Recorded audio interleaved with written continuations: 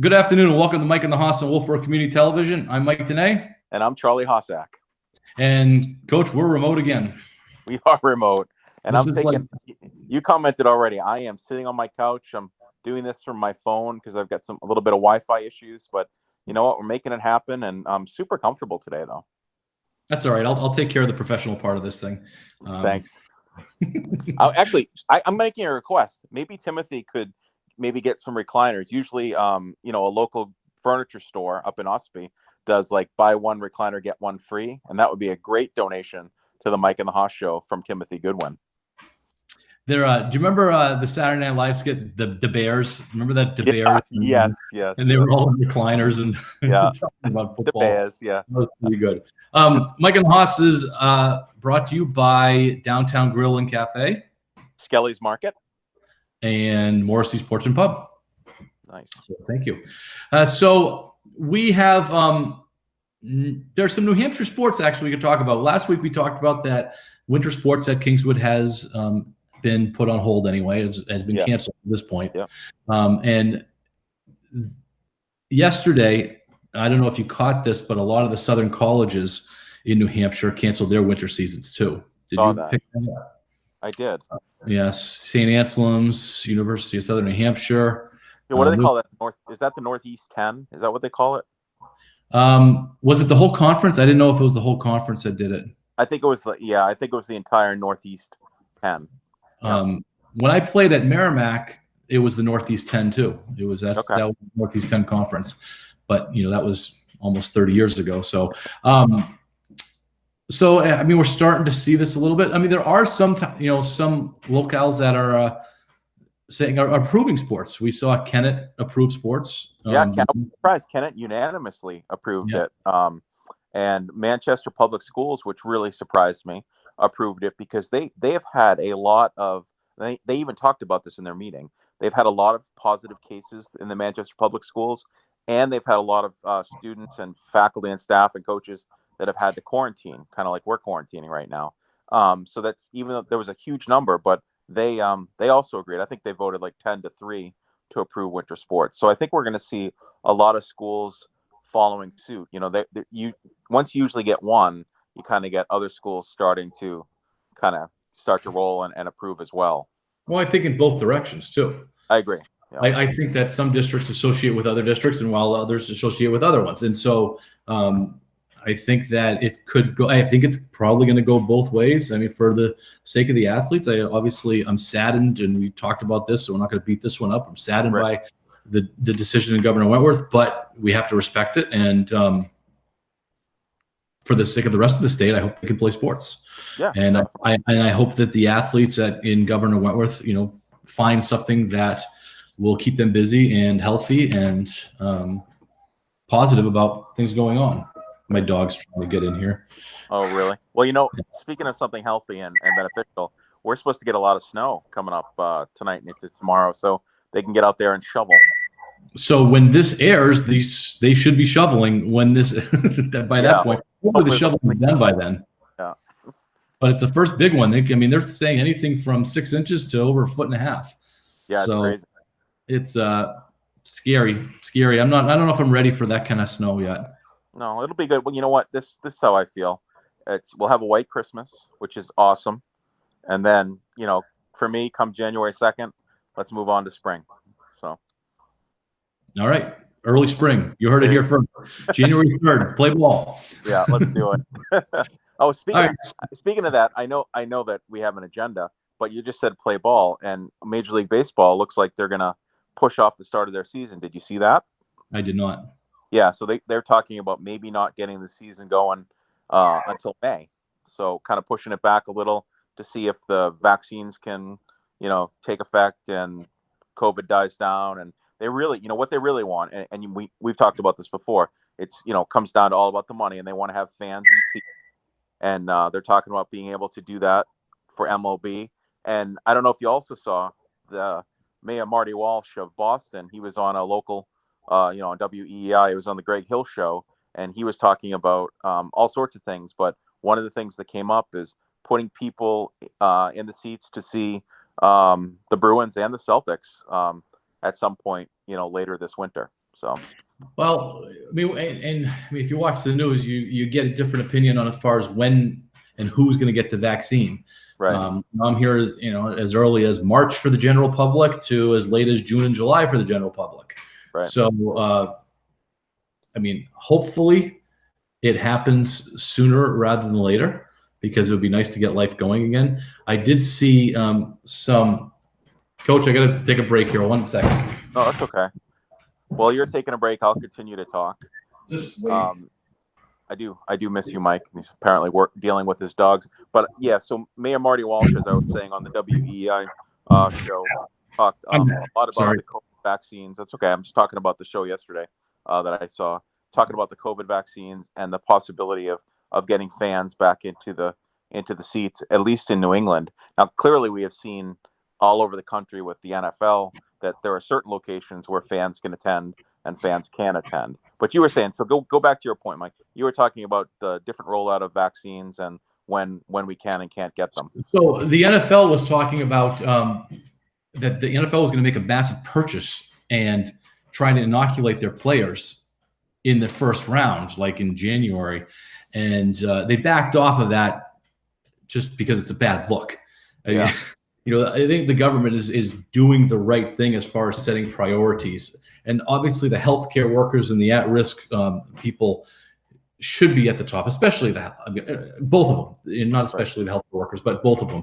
And, then we think that the first responders are going to be the second round. And there's questions on whether we're considered a first responder or not, as far as, there's obviously a big desire to get the schools open and on a regular basis. And, it's going to be difficult to do that if the teachers aren't inoculated. Right. And for that matter, for the kids not to be inoculated. So hopefully there's more than just the Pfizer vaccine that comes out and they come up quickly. I know they're talking about these other ones coming out too, but they need it. And I'm glad the NFL is not getting inoculated. I think that that's a bad look, that we are so screwed up with our priorities in this country. And I appreciate Sunday football and Tuesday football and Monday football and Thursday football like anybody else. But I want to see the healthcare workers and the people at risk getting it before they get it. Yeah. And I agree with you. And they're already, the NFL or just professional sports in general are already struggling.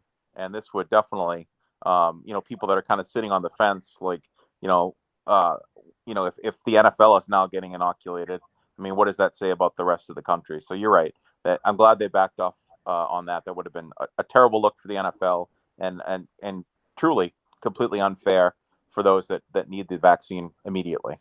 Well, and we know what's going to happen, that people with deep pockets are going to be able to purchase a vaccine. There's a price on everything, and there's, somebody will match that price. But I hope the government can figure that out, because the NFL is just an example of the rich, I don't say getting richer, but the rich having an advantage over everybody else. Yeah, having access that you and I don't have.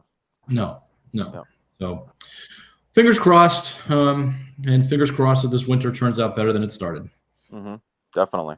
So speaking of winter, the Celtics are getting started in a week. They start on the 20th. Well, I think their first game is the 23rd. NBA starts on the 22nd. They had their first preseason game last night. I don't know if you caught any of it, or at least the highlights. The only thing I caught was something about Jeff Teague did not look good. Well, we can address that. Jeff Teague only played. He only played 18 minutes, and he scored. I think 18 points. So I don't know what not looking good. If that's not looking good for only playing, 18, maybe it was sarcastic. Maybe it was a sarcastic comment that he didn't look good. Maybe because I thought he was okay, and Tristan Thompson didn't play, but I didn't watch the game, but I do have some things. I know you didn't look at our notes today, but I just put some bullet points down to. That's That's very passive aggressive. There wouldn't have been a single person that's watching this that wouldn't have known that I didn't read the notes. I could have just told you I read them, but I like to be honest with my partner. I didn't. First of all, it wasn't passive aggressive. It was straight on aggressive. I guess so. So I'm sure I'm missing some wonderful notes, but go ahead. Well, I'll read it to you. So I have some questions because I would like your valuable input on this stuff. Okay. Will the Celtics compete for a title this year? Yeah, I mean, you ask me this question all the time, and I'm not going to say that I'm getting irritated with you, but I'm going on record probably for the 5th or 6th time saying the Celtics are going to not only compete, they're going to be in the NBA Finals this year. Okay. See, the reason why I ask you this every time is Yes. because we do a show every week, and we might have different and I want you to I want you to ask me every week, and I'll continue to be irritated, but I love you asking the question because Okay. I'm not going to change my mind. I mean, unless they start off 0-30. All right. Well, I don't think that's going to happen. So I would agree with you. I expect them to compete. I'm not sure at this point if I share the Eastern Conference Finals. We saw that Giannis signed with Milwaukee, and I actually think that that's a good thing for the Celtics. Right. Because I think Milwaukee is in a similar geographical type of situation that Boston is in. And if Giannis would have gone to Miami, for instance, that becomes a powerhouse because a lot of players, we've talked about it before, why don't they want to go to Boston? Why do they go to Miami, Los Angeles, and so on? Right. And I think that would have been a bigger draw in them being in the East. I like Milwaukee being good. I like them being good. I think having that Midwestern team is important for the NBA. It's not just East Coast versus West Coast. It's that those middle teams, the Detroits, the Clevelands, the Oklahoma Cities, the Indiana Pacers, these teams, it's important for the middle of the country to have some competitive teams. And I think it's good for the NBA that Giannis signed with Milwaukee. I agree. Yeah. All right. So will the Youngs get to another level? And I say the Youngs are Tatum, Brown, Smart. We'll call those the Youngs. Are they going to get to another level this year? Or Tatum, Brown, and Smart. Smart. I don't know. You really consider Smart young? I don't know. We'll just go with it. 27? Yeah. But I mean, as far as basketball, he's a little bit older. All right. So I think so. I think we're going to see a lot from those three this season, and I kind of attribute that to the veteran leadership that's come in, the Tristan Thompson, the Jeff Teague, and then if you look at some of the signings, the Naismith played well last night. I know it's just one little sample, and then Pritchard had a really solid night as well, which I think was one of those surprises because we knew that he could shoot, but we didn't know what else he could do, and he played quite well. So that being said, yes, the answer to your question is those three are going to become even better because of the people surrounded by them. Okay, good answer. Will the newbies affect the team? And I think you just answered that. And I say the newbies is Teague and Tristan Thompson and the other name that you. Yeah, Naismith and Pritchard. Yeah, Pritchard. Yeah. I appreciate you that you watched the game with as much in depth as you did. That's why we're a good combination. We are good. Yeah, well, we need to. It's our job now, Mike. So we do that. You take care of the kind of the hockey for me, which is good because I can't watch all the hockey, which I'd like to now. I become more of a fan, but then I'll take care of the basketball. So I'm assuming that you think the newbies are going to affect the team in a positive way. That everything that you've seen so far. Yeah, I got to see them play for about 20 minutes, right? But yeah, so from what I've seen is yes, I think they're going to be.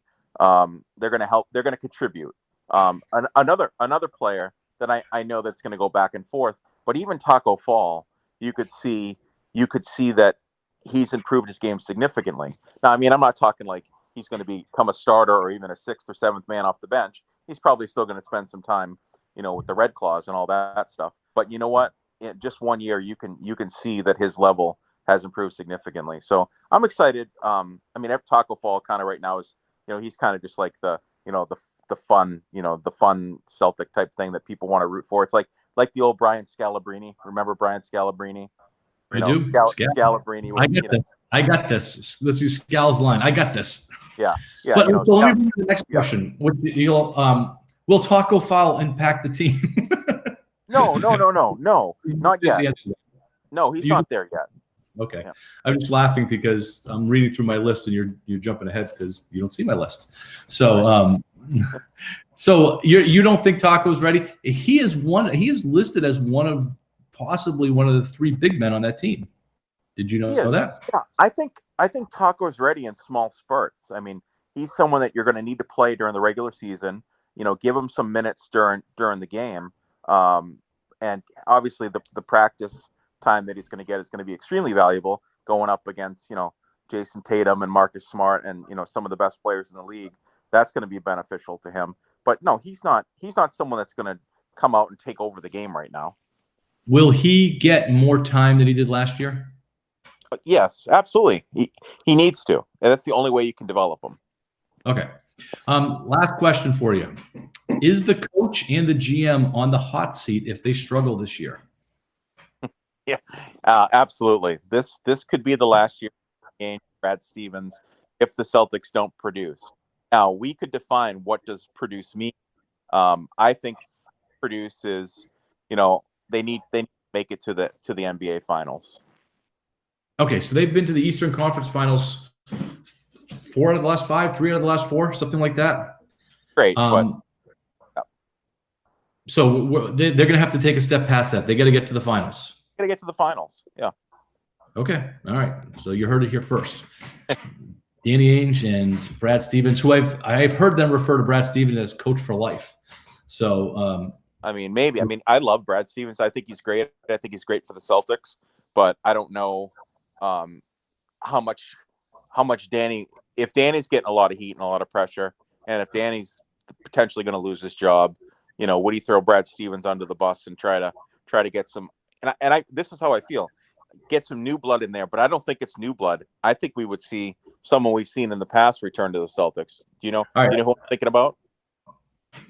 Doc Rivers? Yeah, I do. There's just some type of real kind of like love affair with the Celtics and Doc Rivers and Danny Ainge, and I was always a big Doc fan, and I could see that happening. All right, so let me ask you a question. Yeah. All right, so I'm gonna give you 3 things, and I want you to tell me. I want you to order them from most responsible to least responsible on why the Celtics have not won a title since when did Brad Stevens get there? 2012-ish, 2015. 2015. We'll say since 2015. 5 years. So you're going to order these from most responsible to least responsible on why the Celtics have not won a title, or let's even say make it to the finals. Okay. Ready? So your 3 topics are Brad Stevens, Danny Ainge, or Boston. All right. So why they haven't made it. So I would say most responsible. You have to go with Danny Ainge. I think Danny Ainge is number one because he has to be able to go after the players and entice them with a salary that would draw them to my number 2, which would be Boston, because nobody wants to play for Boston. So how do you get people here? You pay them well. And then Brad Stevens would be my number 3. I'm almost the same with you. I would say Boston, Ainge, and then Stevens. Okay. I think Stevens is a really good coach. I think if he has the right talent, he'll be fine. I think we've seen him do a lot with little talent, and now we're seeing him do well with upper mediocre talent. Is that fair to say? I don't think it's elite talent yet, but I'd say it's upper mediocre. I don't know about mediocre. Seems I don't know. I think it's on the fringe of becoming elite instead of mediocre.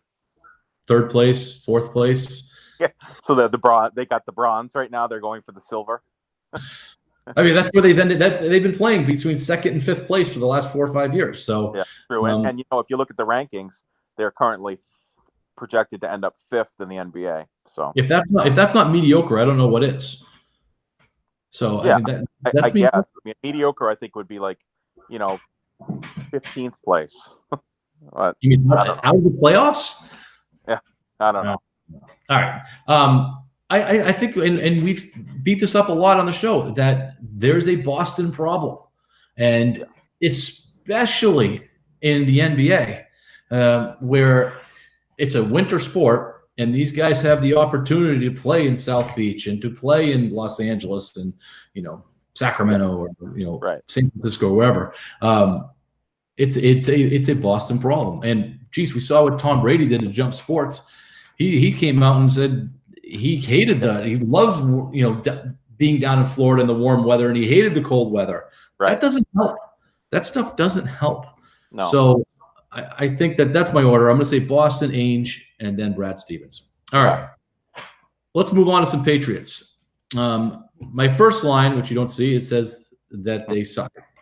And so, I mean, I don't know if Timothy's editing that word out, but right now they have a 4% chance of making the playoffs. Is it 4? Oh gosh, I thought it was 2. And I back up a little. You use the term "they," you know what? But I mean, think about it.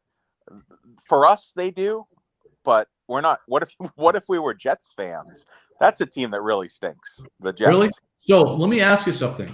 The Jets fans right now are excited.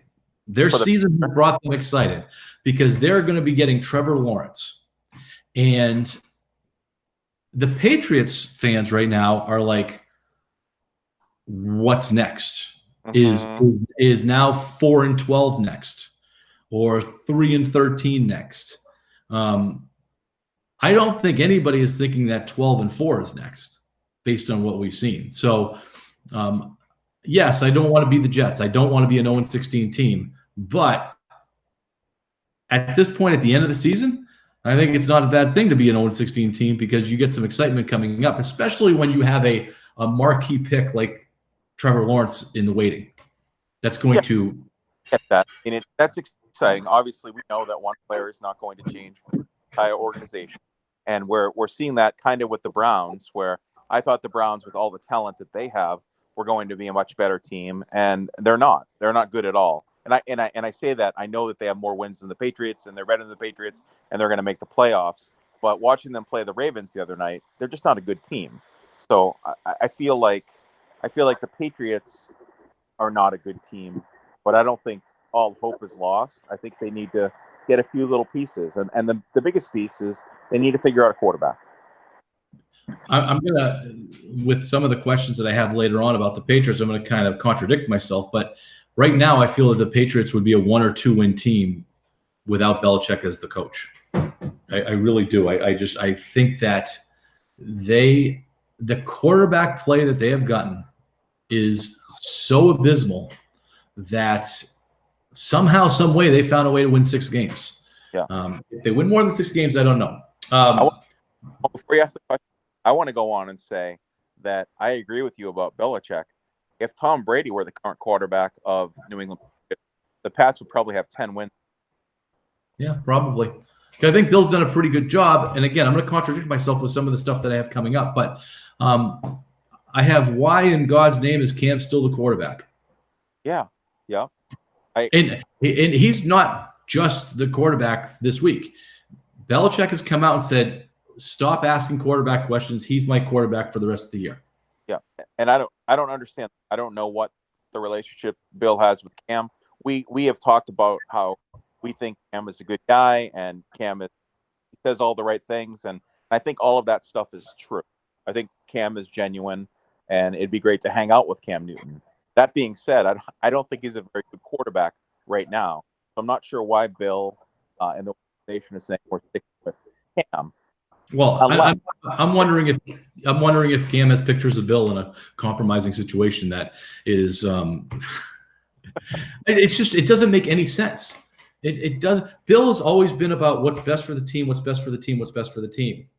Now, either Cam Newton has something on the Patriots and Bill, or, and there's an or, Jarrett Stidham and Brian Hoyer are even worse than we thought. And so I have trouble imagining one of those guys being as bad as Cam Newton. And, you know, we'll talk about Thursday night's game in a second, but holy mackerel.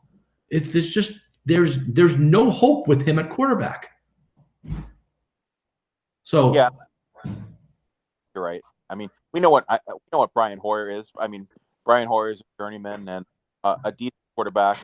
Certainly can play better than Cam Newton right now, I think. But there's got to be something there at Stidham that Bill doesn't like, or the organization doesn't like. And you know, I think I've said this before, but are they purposely keeping Jarrett Stidham at bay because they want to trade him? They want to get rid of him. They don't want to expose him because they don't want his value to go down. I don't know. I mean, he hasn't really shown anything that would keep his value up high, but other, kind of his college record, but that's about it.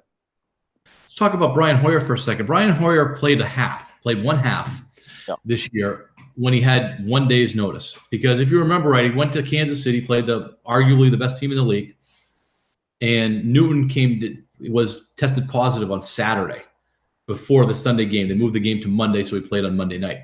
But he basically didn't have any practices, and he went out there and he was terrible. He was terrible. But at this point, now that your season is 96% done as far as your chances of making the playoffs, why not go back to Hoyer? Why not give Hoyer a week? That's what I would like to see. I'd like to see Stidham get a week of first-team offense, a week of practice, a week of playbook, and then see what he can do.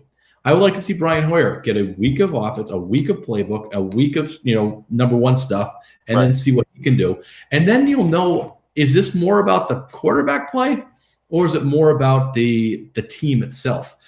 Because there are some major questions about, do the Patriots have more holes than we think they have, or fewer holes than they think they have, because the quarterback has been so awful, and you don't know. I mean, you don't really know what Jacoby Myers is because you got Cam Newton throwing to him. You don't know what Bird is because you got Cam Newton throwing to him. You don't really know what Damian Harris is because they've got 10 guys in the box. Right. I mean, the only thing you know is that your offensive line is pretty good because they've been able to run with 10 guys in the box. Right. That's right.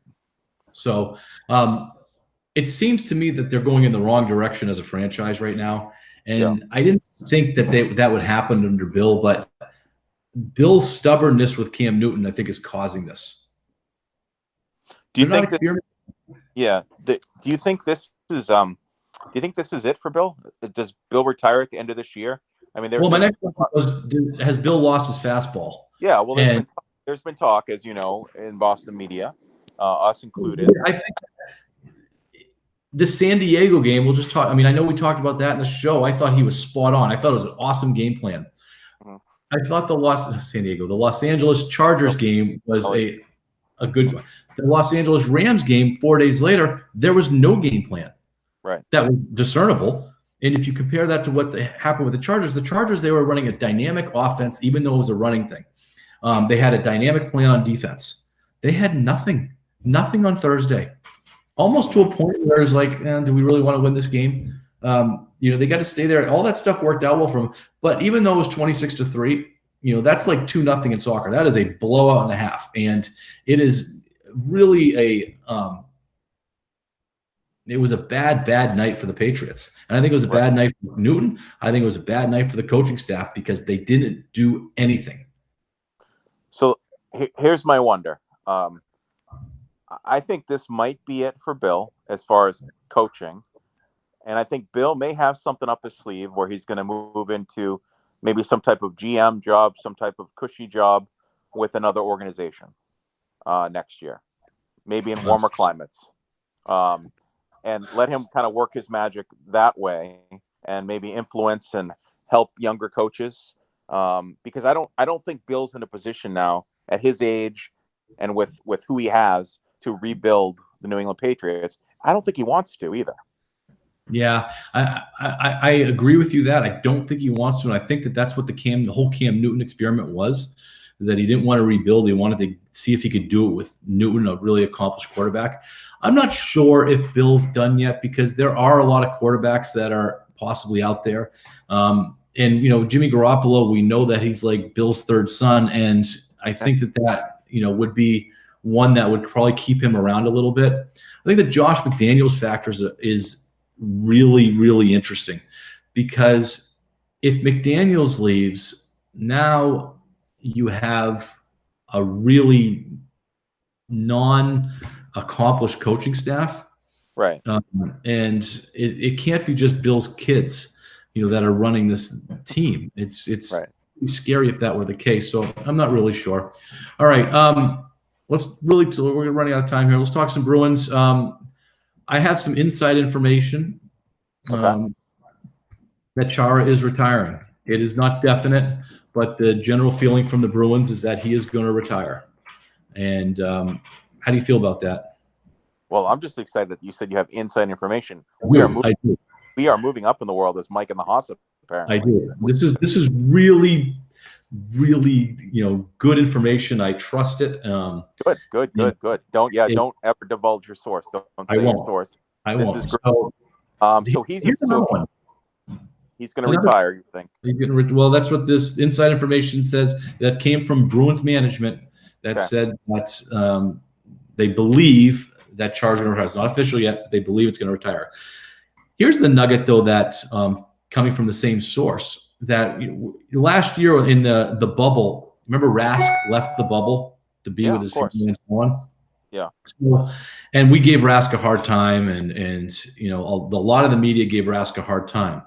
Apparently, the team itself, so without saying too much here, Rask had a personal issue at home that he had to tend to, and that Rask did not want to leave, and the team made him leave. And I don't say the team, the management, the players voted that.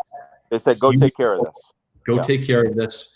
And so what I don't understand is how come that if that happened, how come the team didn't step up and defend him when, the stuff was hitting the fan? Because there was a lot of stuff that hit the fan on Rask during that time. How come the team didn't come out and defend him? Yeah, that's a really good point. I don't know, because if you as a team are saying, go take care of Mike, take care of yourself, take care of your family, we support you. The minute someone said something bad about you, I would have to step up and say, no, we recommended this, we encouraged this, we wanted, family first type of thing. So that is interesting. So then, maybe I don't know how good my inside info is, because that part doesn't connect. But Rask is going to be the goalie this year, and they are, and everybody's good with it. So my question for you on the Bruins is: are the Bruins good enough this year? I mean, as a Bruins fan, yes, they are. But I don't know. It's gonna. I think if Chara retires, I don't think that's a deal breaker. We know that he's old like us, and he was more of the spirited captain type thing. But he wasn't going to be putting on a lot of minutes on the ice. So I don't think that's going to be a huge hole to fill. It's just that getting a new captain would be the hole that they need to fill. But I don't know. I think it's going to be challenging because the Bruins, they've made a great push the past couple of years. Do they have anything left in the tank? And based on who's coming back and who's re-signed, I think they could push again, especially with a short season. I think they can push. I just don't think that they have Tampa level talent, and not only Tampa level talent, but they're reworking the divisions, and less travel and so on, and they're also going to have Washington in their division, and so Washington has been their nemesis for the last 10 years. While this core group has been together, Washington has been a problem for them, and so they're going to have Washington and Tampa in their division. I think that creates a lot of challenges for them. Right. So I'm not optimistic by any means that they'll be able to pull this off. Have you changed your mind yet? Who's going to be captain? Are you going with Bergeron? Or are you going with I'm going with Bergeron. Inside info says that they're okay with Chara retiring because they have Bergeron right there waiting in the wings. He's been an assistant captain since he's been like 18 years old. So it's it's been a long time that he's been an assistant. And I think he's very respected in that locker room. Yeah. So I think that's okay. All right. We got a couple minutes. Some power rankings for the NFL. Sure. Who's your number one top team in the NFL right now? I'm still going to go with the Chiefs, Kansas City. I agree. I think that they are, even though Miami gave them a scare when Miami didn't have much. I think Kansas City's beatable, but Mahomes is really special. Yeah. He's really special. So I was just wondering why other quarterbacks aren't playing that way that he is. What does he have? He doesn't have great speed. Doesn't have great arm strength. He has great vision, though. His vision is incredible. It's incredible. He knows where the defense is. He knows when to step up, when to run. So I don't think you certainly can't coach that. That's God-given talent. All right, number 2 team. Buffalo Bills. Oh. Sorry. Yes, I agree with you. God darn it.